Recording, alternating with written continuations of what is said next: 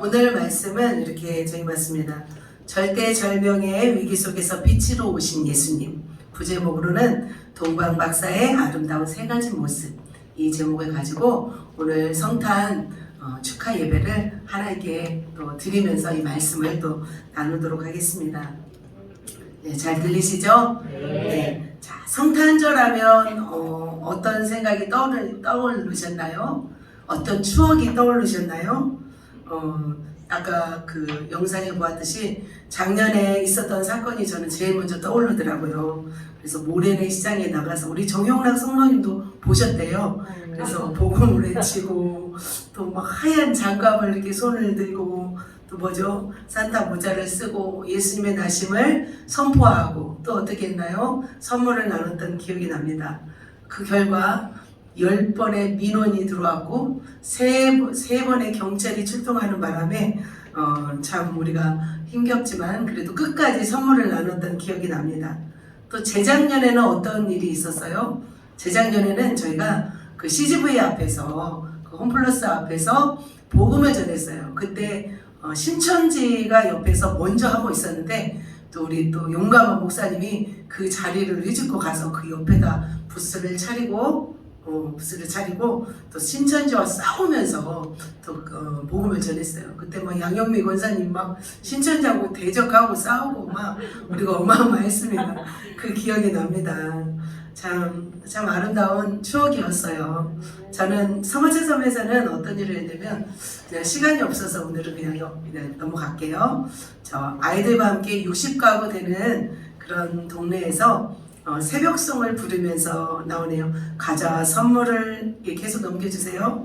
선물을 나누면서 또 교회 다니지 않은 분들 보이시죠? 성탄 트리도 저렇게 예뻤어요. 성탄 트리도 예쁘고 과자를 저렇게 받았어요. 우리 영종이 향기가 동네 아이들과 함께. 그리고 새벽송을 돌면서 또 인사하고 또 동네에 떡을 나눴어요. 떡을 이렇게 돌아다니면서 떡을 나눴고 그 다음 또 있나요? 없어요? 네.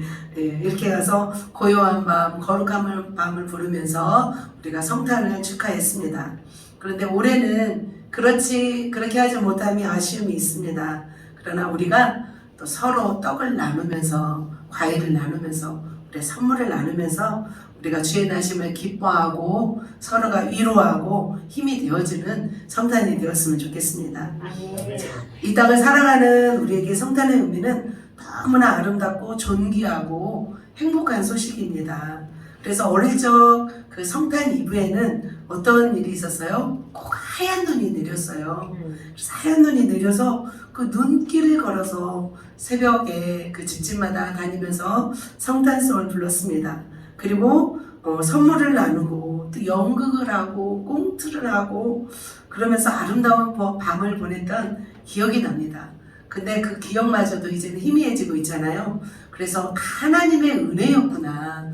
오늘 또 우리 권사님 기도하신 것처럼 모든 것이 하나님의 은혜였구나라는 생각이 들었습니다. 크리스마스 이브라는 단어는 우리 마음을 참 설레게 하는 날이었습니다. 어제 어떻게 크리스마스 이브 어떻게 보내셨나요? 어제는요? 잘 보내셨나요? 네. 저는 우리 향기랑 또 혜정이랑 같이 여기서 기도하면서 또 이브를 보냈습니다. 근데 어느 때부터인가 성탄절의 새벽송은 사라지고 성탄 이브 행사도 사라지고 오직 산타클로스만 나타나는 시대가 되었습니다.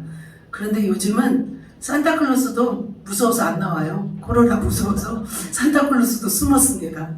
네. 그리고 또 어떤 일이 있었어요. 무분별한 젊은이들의 그 세상 문화, 뭐 성탄 베이비가 태어나고 또 흥청망청 술 마시고 노는 문화가 있었는데 다 사라지고 있어요. 그만큼 이 사회가 삭막해지고 또 코로나의 위기에서 위험을 감지하고 있다는 것을 우리가 볼 수 있는 것 같습니다. 또 더욱이 정치적으로는 또 어때요? 교회적으로 또 악한 영이 혼란한 틈을 타서 난리를 치고 있는 현실이 되었습니다. 그렇다면 지금 이 시대에도 이렇게 삭막한 시대라면 예수님이 오실 당시는 어떠한 시대였을까요? 그리고 오늘 본문은 예수님이 이 땅에 오실 때 아주 위험한 상황이었는데 하나님이 그 위험한 상황을 어떻게 극복하시고 역사하셨는지를 말씀하고 있습니다. 예수님이 태어나신 성탄은 쉬운 성탄이 아니었어요. 위험한 성탄이었어요. 그런데 그 예수님의 생명의 위협 속에서도 하나님의 역사하심은 기가 막히게 역전하심을 볼 수 있습니다. 그래서 그렇게 절대절명의 위기 속에서 하나님을 찬양하며 또 아기 예수 탄생을 축하하기 위해서 순종하신 분들이 나왔는데, 어떻게 보면 그분들은 우리보다 더 열악한 환경 속에서 하나님의 인도함을 받았습니다. 그리고 그들의 아름다운 모습을 보면서 동시에 우리가 그분들의 모습을 통하여서 또 우리도 닮아가야 할 부분이 있다고 생각이 듭니다. 그래서 오늘은 동방박사의 세 가지 아름다운 모습을 우리가 살펴보면서 우리가 어떻게 또 하나님께 그 아름다운 삶을 드릴 수 있을까, 우리도 말씀을 통해서 배워나갔으면 좋겠습니다. 아멘. 자, 절대절명의 위기 속에서 빛으로 오셨다고 했는데 어떤 위기가 있었고 하나님이 행하신 역전 스토리가 무엇인지 오늘 살펴보도록 하겠습니다. 그렇다면 예수님의 나실 때 유대인의 그 나라의 배경을 먼저 살펴봐야 될 줄 믿습니다. 자, 첫 번째로 1절에 자, 어느 왕 때라고 나와 있나요? 헤롯 왕 때라고 이렇게 나와 있습니다. 자, 이스라엘은 다윗, 솔로몬, 르호보암을 지나 시드기야 왕까지 유대 왕국이 있었습니다. 그러나 그 이후에 바벨론 포로로 잡혀갔습니다. 그래서 바벨론 포로에서 돌아와서는 왕이라는 칭호가 나오지 않았습니다. 그런데 갑자기 헤롯 왕 때에 라고 성경에서 기록되고 있습니다. 왜 갑자기 왕이 등장했을까요? 헤롯은 에돔 족속의 사람이었어요. 그런데 왜 갑자기 유대 나라를 통치하는 왕이 되었을까요? 그 배경을 오늘 잠깐 설명하겠습니다. 우리가 지난 계속 성경을 보면서, 아직 성경을 잘 모르시는 분도 있겠지만 계속해서 듣다 보면 성경을 알아가게 됩니다. 첫 번째, 아수르를 통해서 우리 이스라엘이 패망했습니다. 그 다음에 바벨론에 의해서 우리 유대 나라가 또 망했습니다. 그러니까 패권이 처음엔 아수르, 바벨론, 그 다음 나라가 헬라예요. 그 다음 나라가 로마에 이르기까지 이스라엘은 어떤 상태였냐면 고래 싸움에 새우등 터지는, 우리 나이 드신 분들은 압니다. 고난의 연속이었습니다. 마지막 왕 헬라 알렉산더 대왕이 33세에 죽은 후에 그의 부하들에 의해서 세계를 다스리고 있었어요. 그래서 그 헬라 왕의 알렉산더의 부하 중에서 프톨레미 왕족에 의해서 어떻게 100년간 그 이스라엘 땅을 또 다스리게 되었고, 그 다음 왕조는 바로 셀루코스 왕조였어요. 그 다음 왕조에서 바로 이스라엘이 30년간을 지배당하고 있었습니다. 그런데 얼마 지나지 않아서 로마가, 주목하지 않았던 나라 로마가 갑자기 급부상하기 시작했습니다.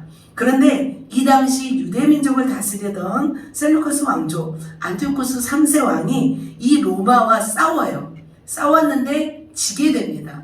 그래서 막대한 전쟁 배상금을 물게 돼요. 그러자 이 안티오코스 4세는 어떻게 했냐면 성전에 들어가서 성전의 물건들을 다 빼앗아 오면서 그들에게, 로마에게 주려고 합니다.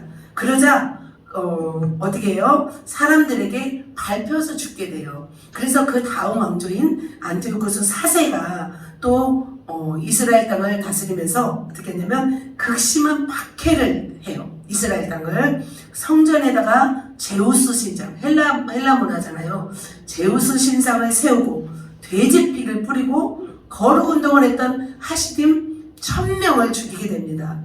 그래서 여기에 반기를 들어요, 유대 민족이. 그래서 마카비 혁명을 일으켜서 유대인만의 독립왕조를 처음으로 또 세우게 돼요. 그게 한 150년간은 아마 지속됩니다. 그런데 이 왕조도 얼마 가지 않아요. 유대인의 마지막 왕조가 이제 거의 끝날 때쯤 됐을 때 그 왕의 이름이 요한 힐카누스라는 왕이었어요. 근데 이 왕조가 이두메, 에돔, 헤롯이 살고 있는 땅을 점령을 해요. 그리고 나서 그들을 너희가 유대교로 교정하면 너희를 살려주겠다고 해서 이 이두메, 헤롯 족속, 에돔 족속을 다 어떻게 해요? 유대교로 개종시켜요. 이제 그들의 대표가 바로 누구였냐면 헤롯이었어요. 헤롯이 그들의 대표 가문이었던 거예요. 그런데 이 교활한 에돔 족속의 헤롯의 아버지는 유대의 마지막 왕 히카노스 2세를 돕는 척했어요. 처음에는. 그러다가 로마에 붙어요. 로마에 누가 있냐면 폼페이우스 장군에 붙어서 정치를 해요. 그리고 나서 유대민족의 마지막 왕을 죽이고 자기가 왕이 되는 거예요. 그래서 헤롯 왕이 유대인의 왕으로 등극했어요. 이렇게 해서 헤롯은 에돔 족속이면서도 유대인의 왕이 된 거예요. 바로 헤롯 왕 때라는 것은 뭐냐면 정치적으로 굉장히 혼란한 때였습니다. 예수님은 이러한 정치적인 소용돌이 속에서 태어나신 거예요. 그러니까 다윗 왕 때나 에스라가 있을 때 태어나지 않았어요. 다윗의 그런 어떤 왕권이 강력했을 때 태어나지도 않으셨죠. 400년간의 하나님의 침묵기, 이제 말라기를 지나서 400년의 어떤 침묵기를 기다리면서 로마가 전 세계 패권을 쥐고 이스라엘은 약탈과 숙탈과 이 고통을 받을 때 예수님은 이스라엘에 태어나신 것입니다. 어찌 보면은 아름다운 시대에 태어난 것이 아니에요. 우리 예수님은 행복을 주기 위해서 태어나셨는데 어둠이 만연한 때에 한 줄기 빛으로 오신 것입니다. 그러나 우리가 믿는 것은 뭐냐면 하나님의 일하심과 섭리하심은 1.1획도 틀린 것이 없어요. 정확하시다는 것입니다. 하나님은 어둠 속에서 빛을 주시고 극심한 고통 속에서 위로하시는 아주 극적인 역사를 이루시는 하나님이시라는 것입니다. 그 당시 로마의 황제는 옥타비아누스라는 황제였어요. 그 안토니우스와 대결해서 결국은 이기잖아요. 이 안토니우스는 클레오파트라와 사랑을 빠지고 그 가운데 이 옥타비아누스가 로마의 패권을 잡습니다. 성경에서는 뭐라고 써있냐면 아구스도라고 이렇게 적혀 있어요. 그래서 아구스도가 로마의 왕으로 등극하면서 전 세계 자기 식민지 국가들을 호적하라고 하고 있어요. 그래서 요셉과 마리아는 갈릴리에서 이 베들레헴으로 산모를 데리고 호적하러 간 거예요. 거의 막달이 다 되어서 호적하러 갔기 때문에 마리아는 참 힘든 걸음을 했습니다. 예수님도 힘들게 태어나신 거죠. 자, 베들레헴에 호적하러 왔는데 한꺼번에 사람들이 몰려오는 바람에 가난한 우리 요셉과 마리아는 잠잘 곳이 없었어요. 여관이 없었어요. 그래서 마부국간에 머물게 됩니다. 근데 그 밤에 진통이 와서 아기 예수님을 낳으셨어요. 바로 그 밤이 오늘 성탄인 거예요. 우리 성탄절에 우리 아기 예수님이 태어나셨는데 이렇게 예수님이 태어나셨다는 것입니다. 그런데 기쁨도 잠시예요. 아기가 태어나서 너무나 기쁘고 행복했을 텐데 기쁨도 잠시 아기 예수에게 어떤 위험이 닥치냐면 위험이 닥칩니다. 우리 한번 13절 우리 13절을 같이 한번 읽겠습니다. 같이 한번 읽겠습니다. 시작. 그들이 떠난 후에 주의 사자가 요셉에게 현명하여 이르되 헤롯이 아기를 찾아 죽이려 하니 일어나 아기와 그의 어머니를 데리고 애굽으로 피하여 내가 내게 이르기까지 거기 있으라 하시니. 그래요. 자, 어떻게 해요? 악한 헤롯은 유대인의 왕으로 나신 예수를 찾아 죽이려 하고 있어요. 왜 그랬을까요? 헤롯이 왜 죽이려고 했을까요? 자기 왕자리를 뺏길까 봐. 그렇죠. 로마에게 겨우 빌붙어서 왕이 되었는데 그 외 왕의 자리를 놓칠 수 없었던 거예요. 그래서 이제 제가 성경을 왔다 갔다 이제 읽을 건데 사제를 보면은 헤롯은 유대교로 개종하면서 하나님의 율법을 들었던 거예요. 그래서 5, 6절에 보면은 뭐라고 하냐면 이제 대제사장들과 백성의 서기관들을 모아서 그리스도가 어디 나겠느냐고 우리 4절에서 묻고 있어요. 그래서 5절에서 뭐라고 하냐면 유대 베들레헴에서 한 다스리는 자가 나와서 백성 이스라엘의 목자가 되리라 한다는 것을 듣게 되는 거예요. 그러자 헤롯이 깜짝 놀랐어요. 그리고 이 교활한 헤롯은 어떻게 해요? 바로 막 들리지 않고 성내지 않고 교활하게 말해요. 7절에 보면은 박사들을 불러 별이 나타난 때를 자세히 물어요. 그리고 8절에 보면 아기를 찾거든 내게 구하여 나도 경배하게 하라 하면서 교활하게 거짓말을 하는 거예요. 그런데 우리의 친구, 우리의 호프 동방 박사들은 꿈의 지시를 받고 다른 길로 해서 고국으로 돌아가 버려요.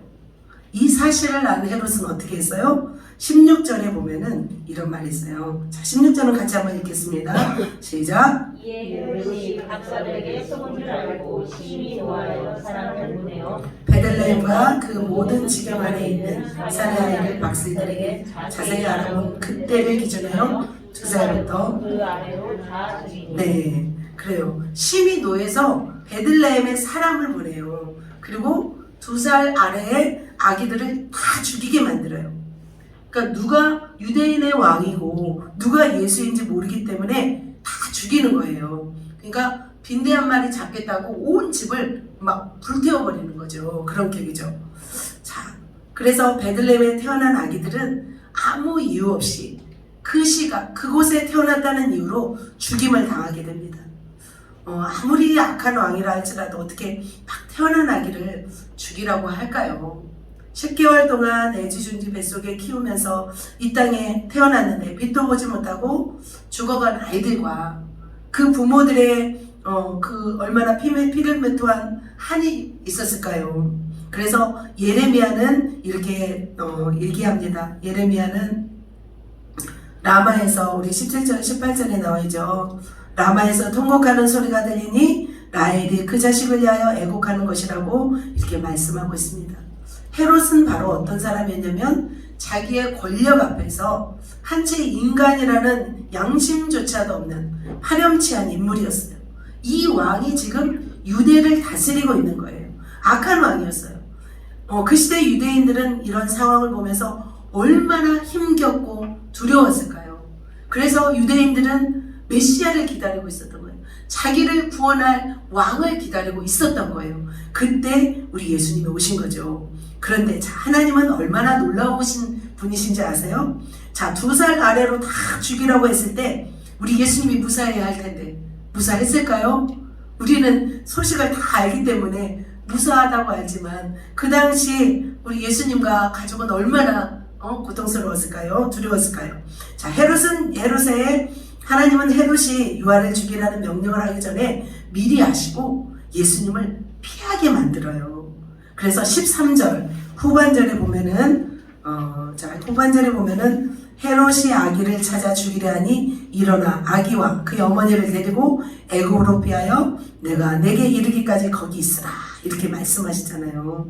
자, 이제 막 아기를 낳고 산후조리도 제대로 못하고 그 마리아는 작은 아기 예수를 안고 피난길에 오릅니다. 한 40일 후에 이렇게 떠난다고 성경에 기록해 있어요. 여기 마태복음에 말씀하지 않지만 누가복음에 보면은 그 성전에 들어가서 정결 예식을 치르잖아요. 그리고 시므온과 안나가 하나님께 높임 받잖아요. 그 시간이 한 30일에서 40일 사이라고 합니다. 그래서 예수님은 베들레헴에서 한 40일 후에 이제 애굽으로 떠나는 거예요. 근데 얼마나 쉽지 않은 길이었어요.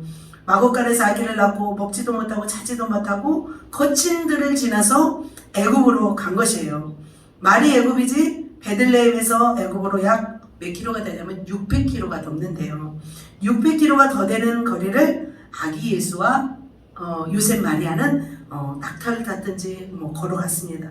그러나 죽음을 피하여 가는 걸음이기 때문에 그 길은 좁은 길이었지만 가야만 하는 걸음이었습니다. 그러나 하나님이 도우셨을까요? 안 도우셨을까요? 하나님은 반드시 도우신 줄 믿습니다. 우리 하나님을 아무도 당할 수 없습니다. 하나님이 살리시려 한다면 꿈에서라도 말씀하셔서 살리시는 분이신 줄 믿습니다. 아기 예수님은 초라한 마국간에서 태어났지만 헤롯의 폭력을 피하여 잠시 애국으로 가셔서 생명의 보호를 받습니다. 자, 예수의 나심은 결코 쉬운 시대나 축복을 받으며 이 땅에 오시지 않았습니다. 얼마나 위기와 어려움 속에서 태어났는지 모릅니다. 우리는 쉽게 말할 수 있지만 실제 예수 나심은 쉬운 사건이 아니었습니다. 영적 세계에서는 마귀와의 전쟁 속에서 촌각을 다투는 그런 사건이었을 것입니다. 그러나 아무리 절대절명의 위기가 있을지라도 우리 하나님 아버지는 어떤 상황에서도 승리케 하시는 하나님이신 줄 믿습니다. 아멘. 우리는 그 하나님을 믿는 줄 믿습니다. 지금 우리 교회는 큰 위험과 위기가 일어나서 마치 망할 것처럼 보입니다. 그죠? 큰 별이신, 장군이신, 강력한 능력을 받은 우리 목사님이 악한 원수에서 무너뜨려졌습니다.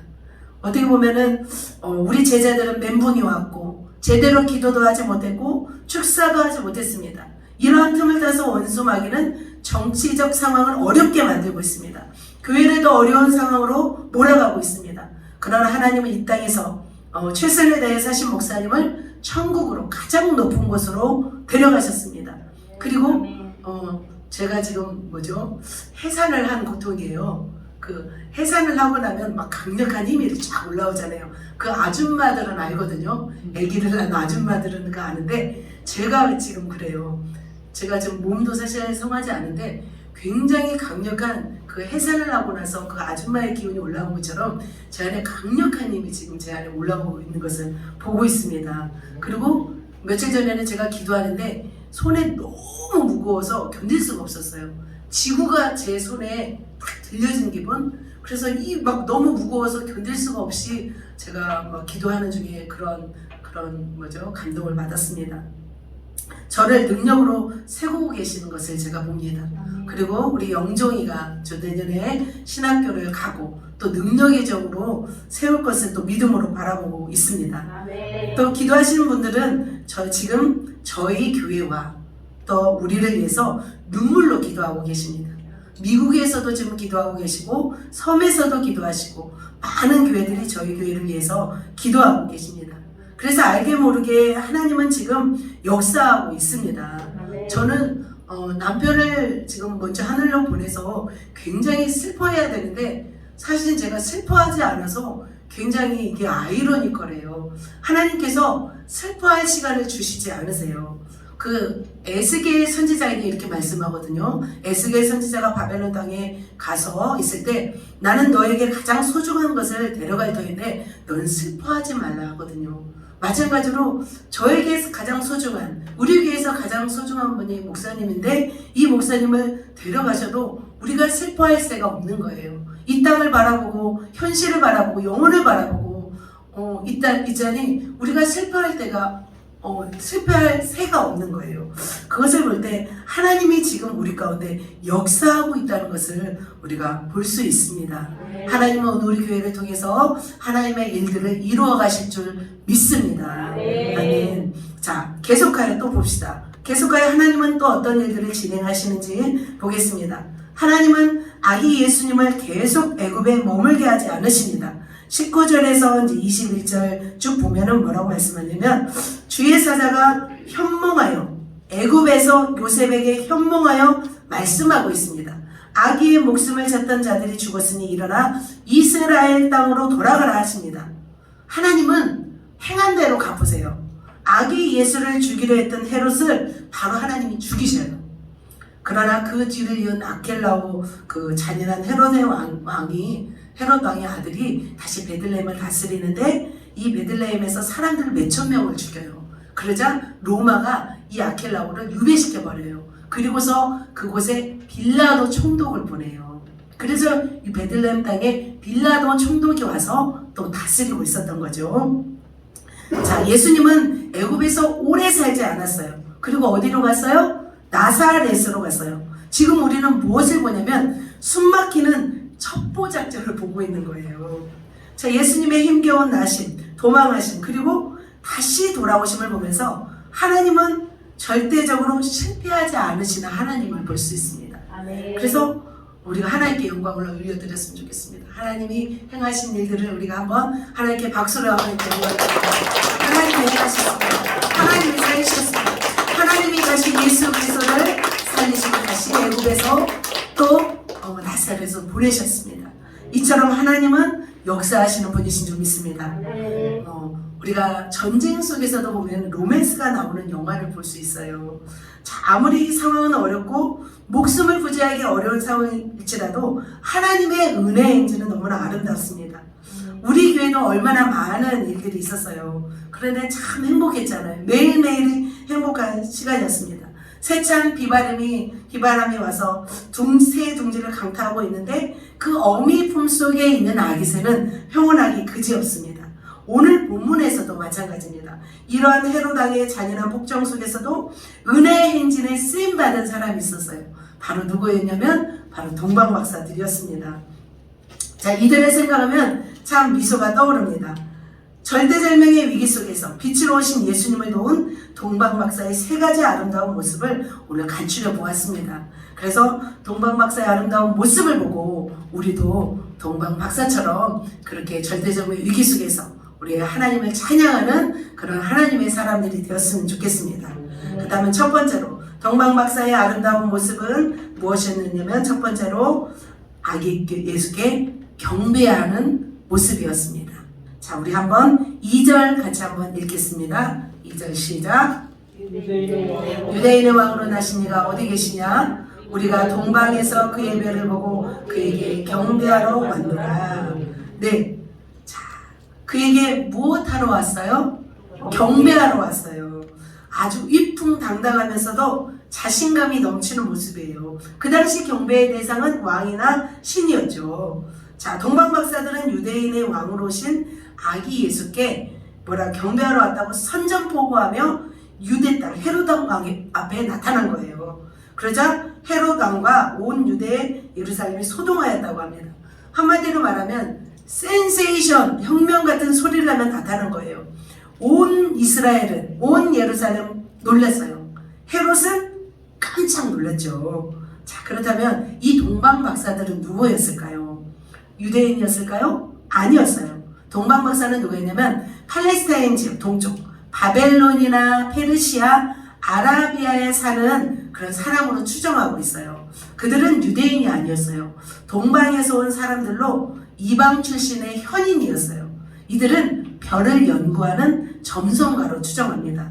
그 지역은 점성술이나 해몽에 능한 자들이 많았어요. 다니엘도 꿈 해석에 아주 능한 분이셨잖아요. 다니엘이 어떻게 살았어요? 바벨론, 메데, 바사, 페르시아까지 높은 관직에서 사셨잖아요. 그래서 어떤 이 다니엘의 영향을 받았을 수도 있다는 생각이 들었습니다. 페르시아에서 왔다면 지금 몇 킬로를 오냐면 수천 킬로를 걸어온 거예요. 교통수단이 좋지 않은 곳에서 이렇게 온다는 것은 대단한 것입니다. 왜 왔어요? 이들이 바로 경배하기 위해 왔습니다. 그들은 과거 유대인들이 자기 나라에 살고 있었기 때문에 그들의 전승을 읽고 연구하였을 거예요. 실제로 그들은 하나님의 인도하심을 받았습니다. 결론은 뭐냐면 이들은 자신의 최선을 다해서 생명을 걸고 시간을 들여서 메시아 왕의 탄생을 축하하고 경배하러 왔다는 것입니다. 몇 달을 걸어서 낙타를 타고 유대 땅 베들레헴까지 온 것입니다. 수천 킬로를 왕으로 나신 이에게 경배하기 위해서 위험한 사막을 건너고 강을 건너고 어떤 위협을 무릅쓰고 걸어온 것입니다. 사실 동방박사들이 유대 땅까지 올 필요가 있어요, 없어요? 없어요. 남의 나라예요. 남의 나라 왕인데 본인과 무슨 관계가 있겠어요? 목숨이 위험할 수도 있어요. 헤롯 왕이 못 가게 할 수도 있어요. 강도가 나타나 황금유황 모락을 빼앗아갈 수도 있어요. 그런데 그들은 경배하러 왔습니다. 그렇지만 그들이 순종하며 유다 땅에 와서 기쁨으로 왕에게 경배하러 왔다고 해서 반기는 사람이 없었어요. 헤롯 왕조차, 제사장, 서기관 바리새인조차도 모르고 있었어요.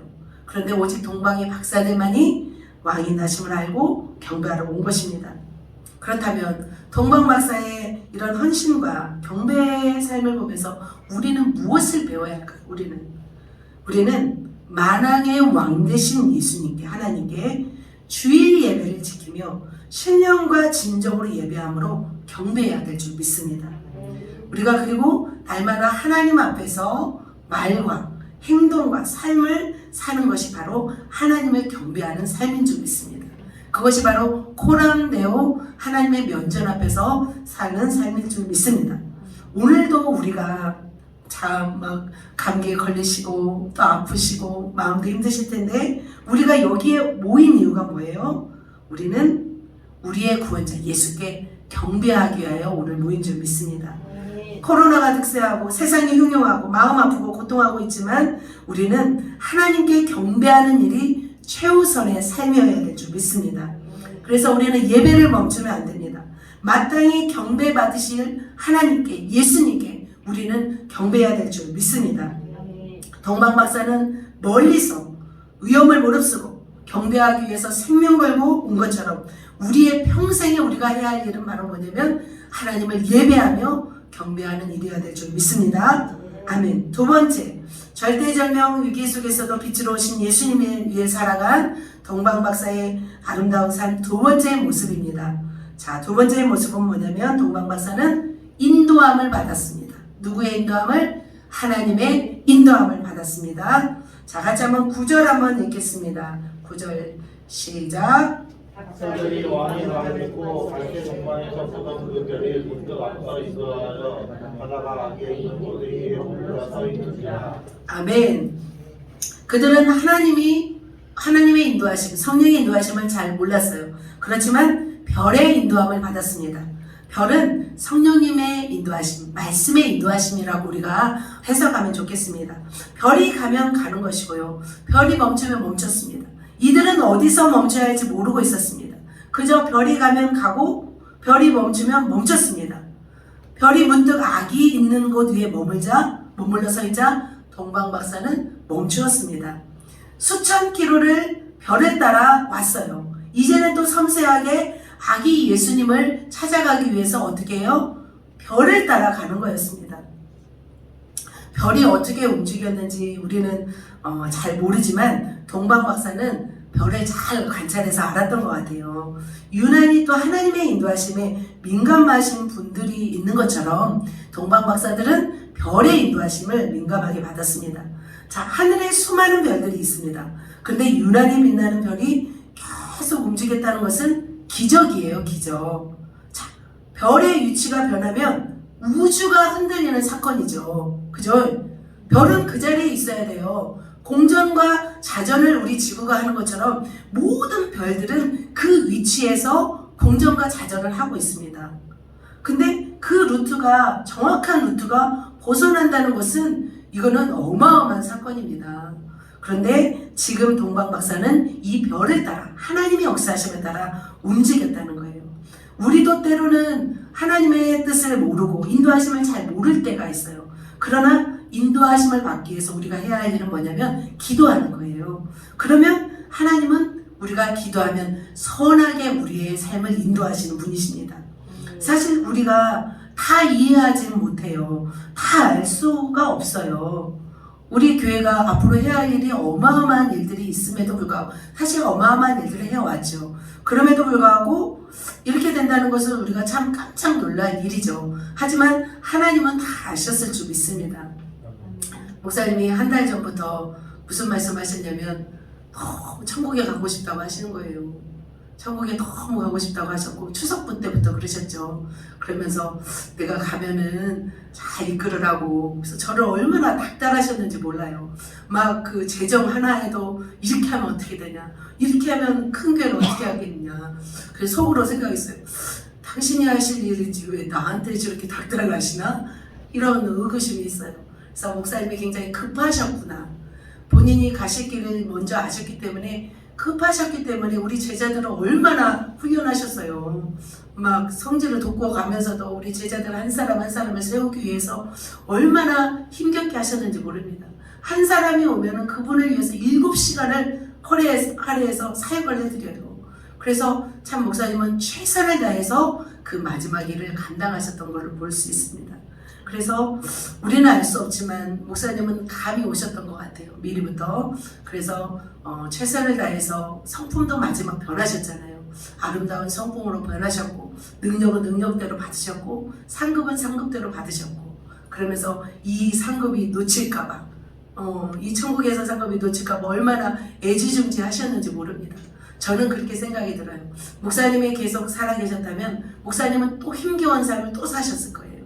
그래서 저는 목사님을 보내고 나서 오히려 하나님께 영광 올려드리고 감사하게 됐어요. 왜냐면 목사님은 그동안 힘겨운 50평생을 살아오셨는데 이제 그만 쉬게 해드리고 싶은 마음이 들었습니다.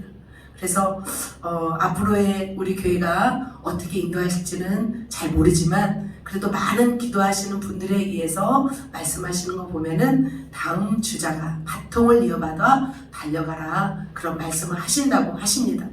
예수님께서 십자가에 죽으시고 부활하시고 갑자기 돌아가셨잖아요. 그죠? 그 3년 만에 공생애를 지냈던 이 제자들은 얼마나 공황 상태였어요. 그러나 어떻게 해요? 하늘과 땅에 권세를 주셨으니 너희는 가서 모든 민족으로 제자를 삼아 아버지와 아버지 성령 이름으로 세례해주고 내가 너에게 분부한 모든 것을 가르쳐 지키게 하라. 내가 세상 끝날까지 너희와 항상 함께 있으리라 하시면서 오직 성령이 너에게 임하시면 너희가 권능을 받고 예루살렘과 온 유대와 사마리아 땅 끝까지 이르러 내 증인이 되리라 하시니라.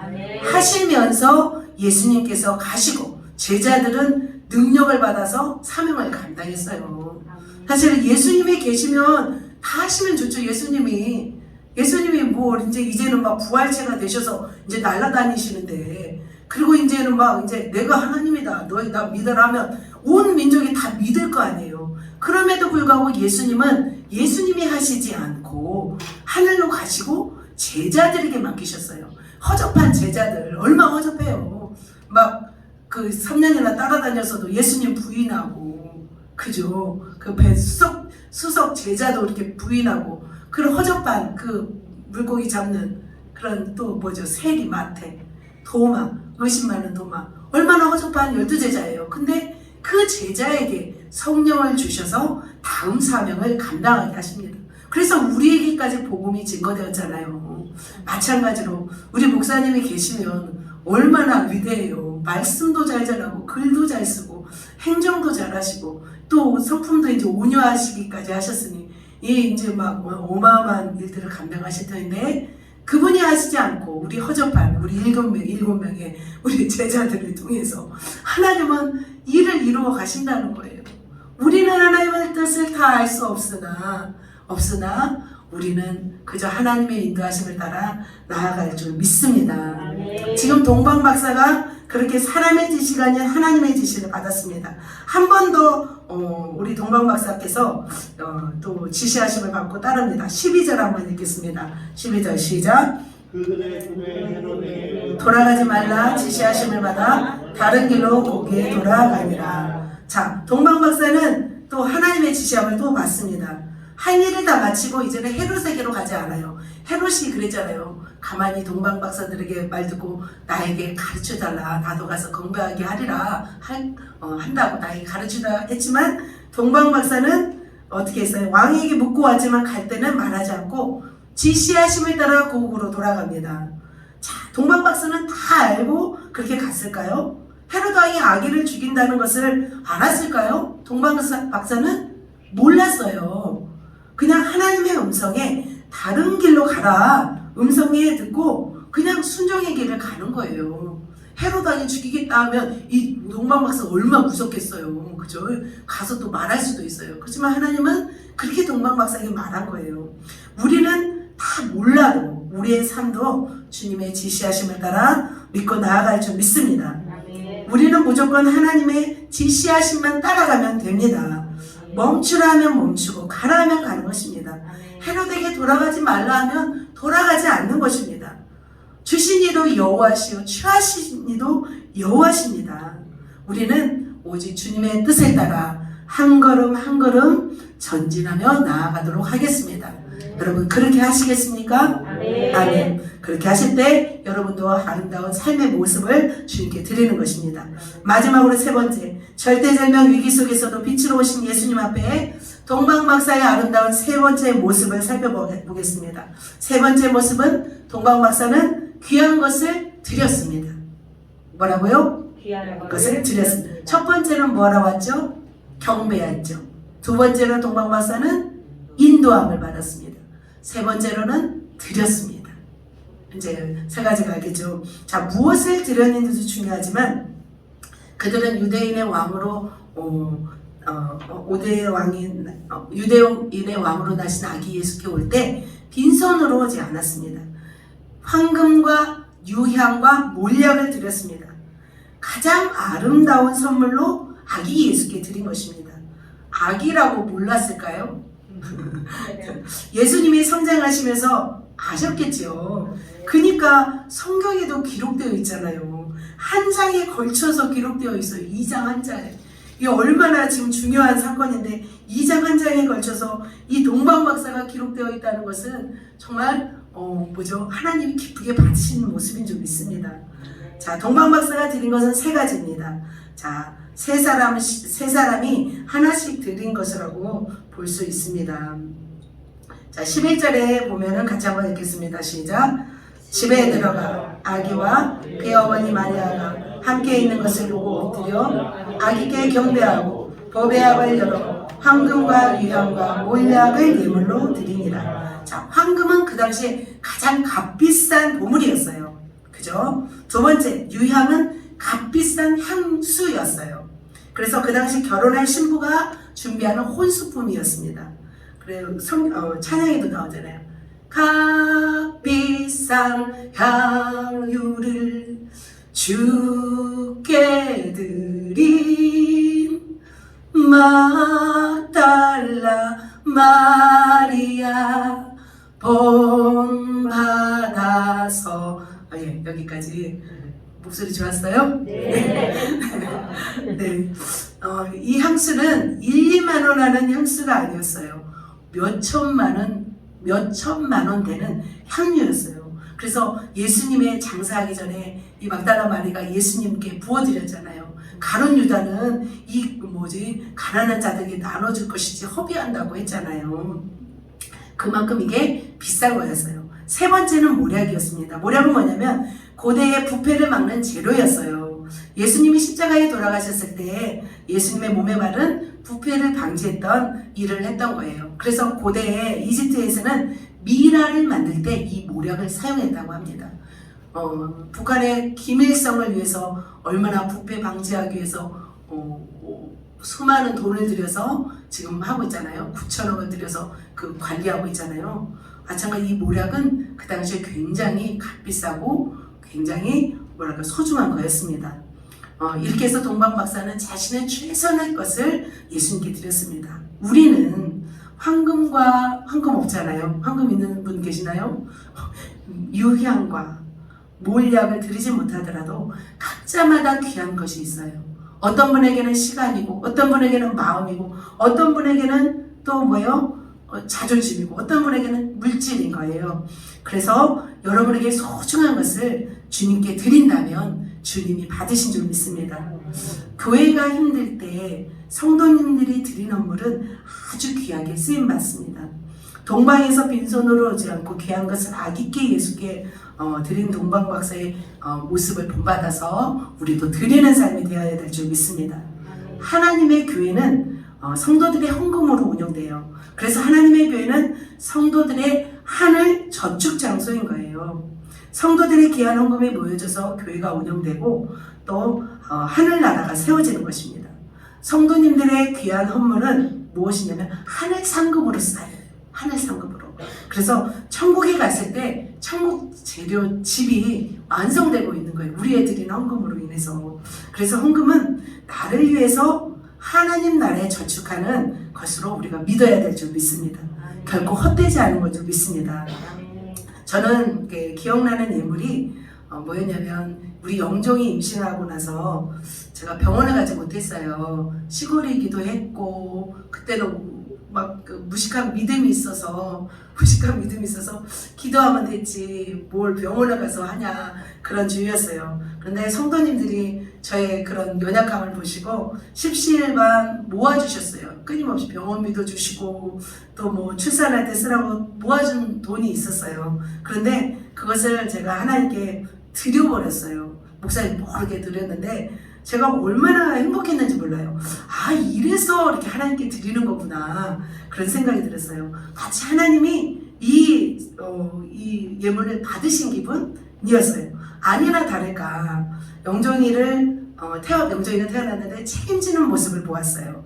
최고의 옷으로 우리 아들은 컬리스 아니면 안 입었어요. 최고의 옷으로 최고의 장난감 최고의 분유 엠파밀 장난감도 어마어마하게 뭐 토마스와 친구들 뭐 다 비싸거든요. 그 기차 하나에도 10,000원 막 어마어마했어요. 용종이에게는 막 그런 일들이 있었어요. 그리고 또 뭘 주시냐면 총명함을 주셨어요. 100일 때 이렇게 딱 누워있는데 사람들이 뭐라고 했냐면 너 가방 메면 학교 가겠다고.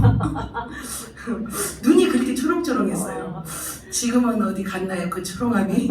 총명함이 어디 갔나요? 네, 다시 회복돼야 될 줄 믿습니다. 자, 하나님은 하나님께 드리는 자들을 외면하지 않으십니다. 어떤 사람에게는 돈 1만 원이 필요할 때가 있습니다. 지금 요셉과 마리아는 돈 10,000원이 필요한 가난한 가정이었어요. 애굽으로 피신해야 되기 때문에 물질이 필요했어요. 동방 박사는 가장 최선의 것으로 예수님의 피난길을 도와주는 거예요. 그 결과 그렇게 예수님께 귀한 걸 드리고 피난길을 도와주신 결과 동방 박사는 어떤 축복이 있어요? 바로 아까 말씀하신 것처럼 성경에 기록되었고 또 나중에 예수님의 12제자인 도마가 인도에까지 가잖아요. 그때 도마에 의해서 복음을 전하고 도마에 의해서 세례를 받았다는 전승이 내려온대요. 그래서 하나님은 다 살피시는 것 같습니다. 말씀을 정리하겠습니다. 위대하신 하나님, 실수가 없으신 좋으신 하나님은 예수님의 위험한 탄생 가운데서도 역사하셨습니다. 생명을 보존하셨고 피할 길을 주셨습니다. 하나님은 정확한 분이십니다.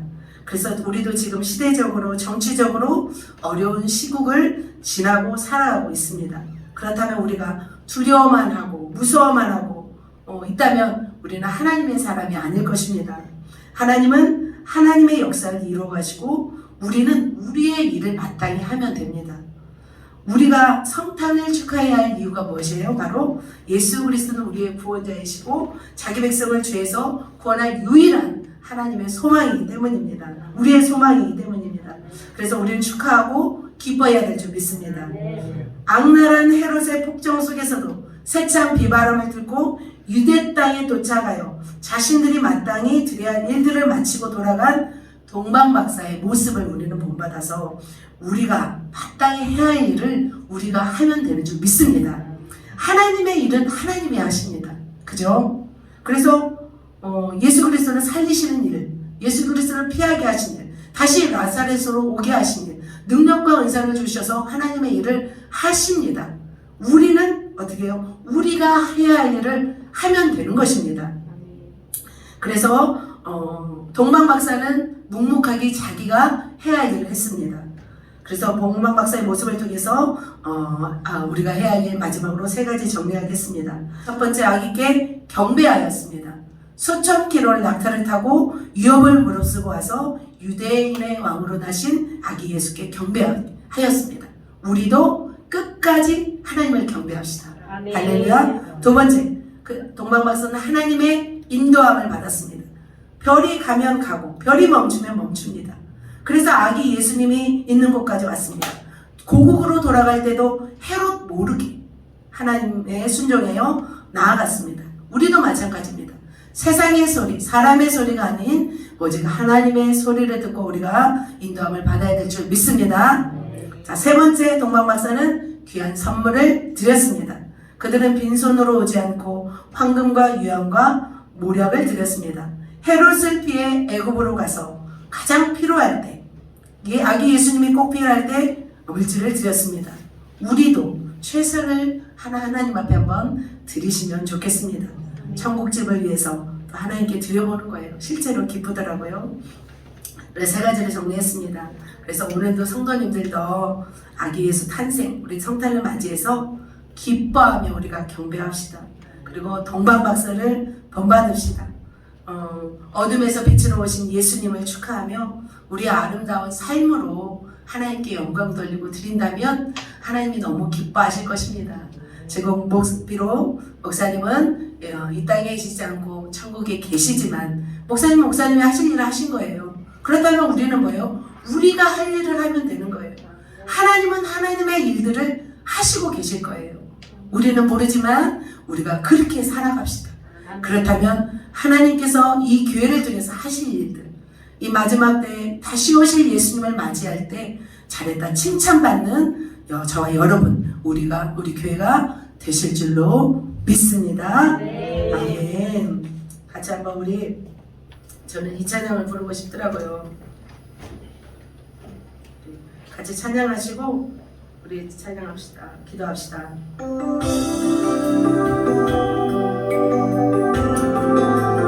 주님은 일하십니다.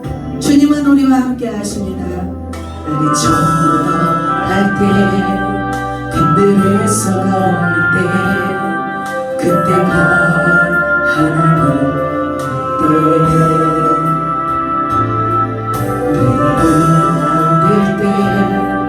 빈손으로 걸을 때 내가 고백해 여호와 주가 일하시네 주가 일하시네 주께 아끼지 않는 자에게 주가 일하시네 주가 일하시네 신뢰하며 얻는 자 여기 불 하나만 꺼주세요. 우리 모인 이곳에 우리 모인 이곳에 주님 함께 계시네 누리네 아버지 은혜 적은 것과 물고기 내 모든 걸 드릴 때 내가 고백해 여호와 이래 주가 일하시네 주가 일하시네 주께 아끼지 않을 자에게 주가 일하시네 주가 일하시네 신뢰하며 걷는 자에게 아멘. 이 시간 기도하겠습니다. 하나님 우리 교회를 통해 일하여 주시옵소서. 하나님은 지금도 일하신 줄 믿습니다. 그 일을 우리가 알게 하여 주시고 하나님이 이 교회를 통한 하나님의 역사 하나님의 원하시는 일들이 반드시 이루어지기 원합니다. 하나님이 이 교회를 붙잡아 주시옵소서. 끝까지 붙잡아 주시옵소서. 주님 오실 때까지 함께 해달라고 우리 같이 한번 주여 부르시고 기도하겠습니다. 주여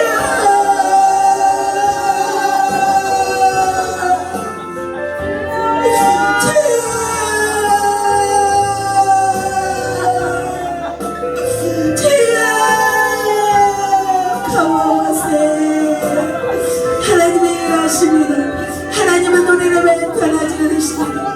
하나님은 끝까지 우리와 함께 하시길 믿습니다.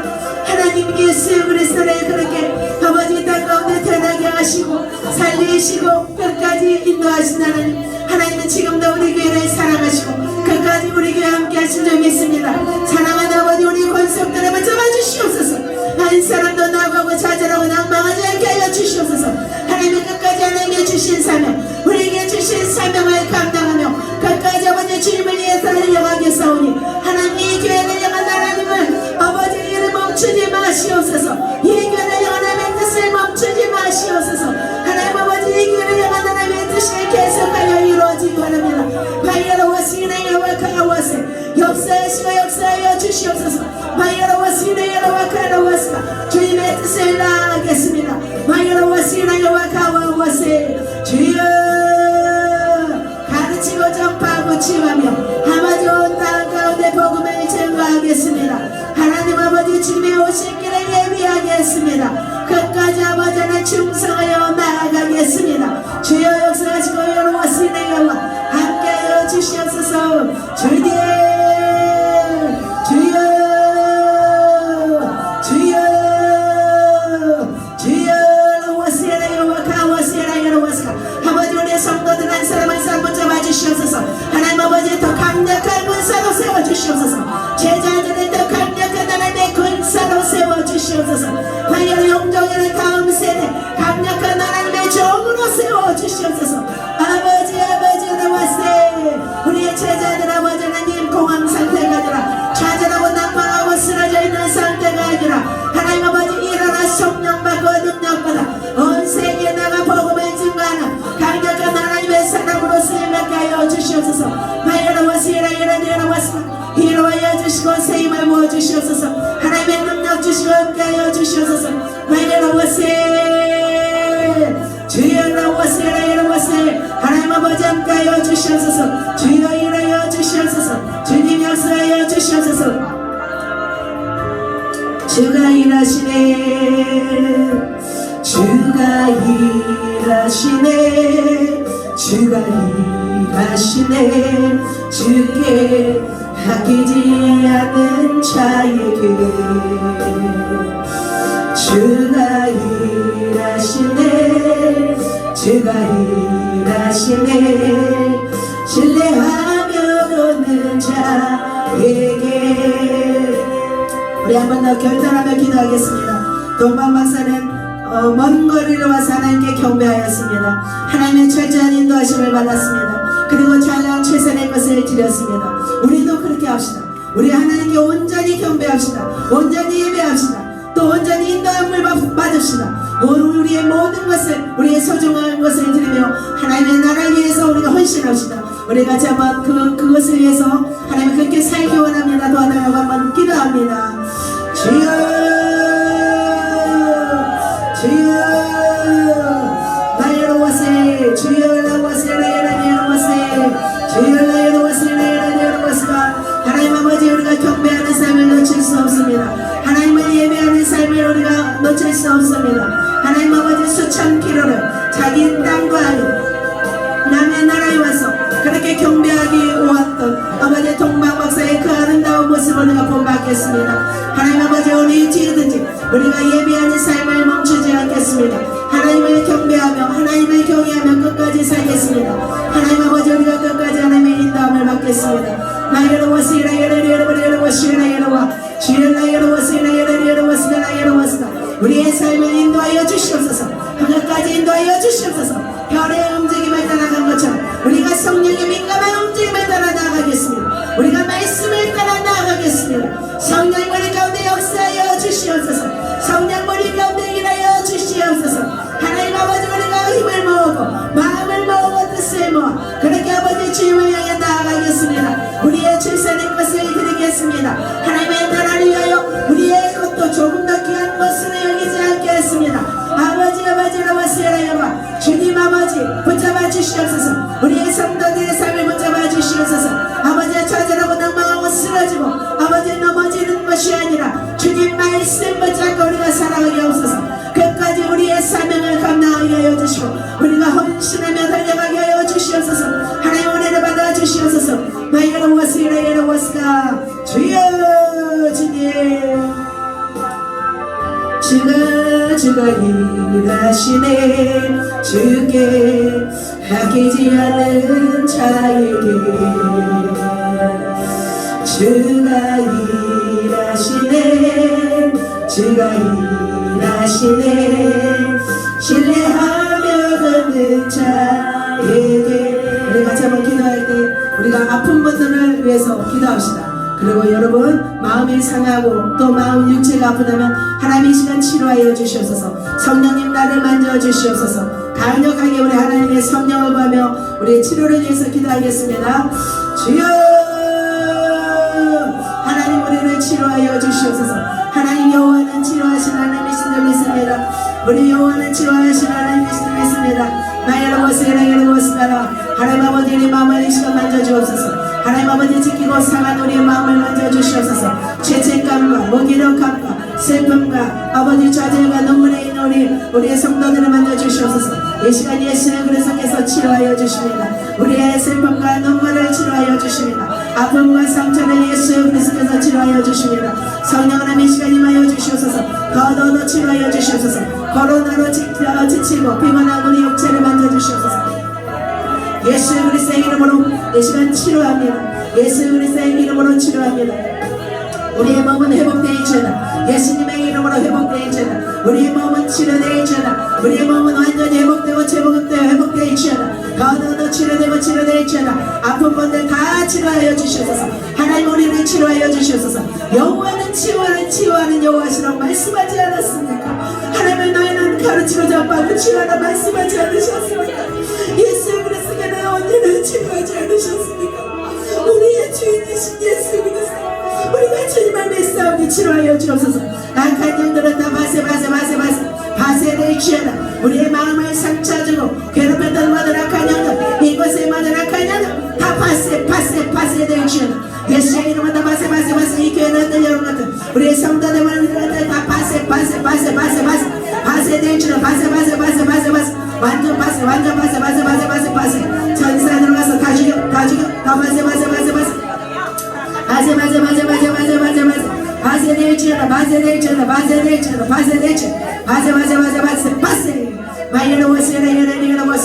하나님 아버지 이것을 치료하여 주시옵소서. 더더 치료하여 주시옵소서.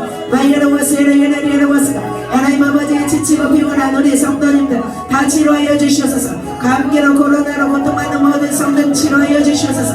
치료될지어다 악한 영혼 다 떠나가고 죄를 악한 영혼 다 떠나가 다 바세 전사 들어와서 다 죽여 다 바세 강대 사이에 있는 것도 다 바세 다 치유되고 회복되어지어다. 하나님 우리를 치료하여 주시옵소서. 더 마음을 만져주시옵소서. 우리의 슬픈 마음을 만져주시옵소서. 애통하는 심령을 만져주시옵소서. 하나님이 좌절하는 심령을 만져주시옵소서. 하나님 이 시간 치료하여 주옵소서. 우리의 신경을 치료하여 주옵소서. 우리 아버지 면역력을 높여주시옵소서. 더더더 아버지 더더 만져주시고 만져주시옵소서.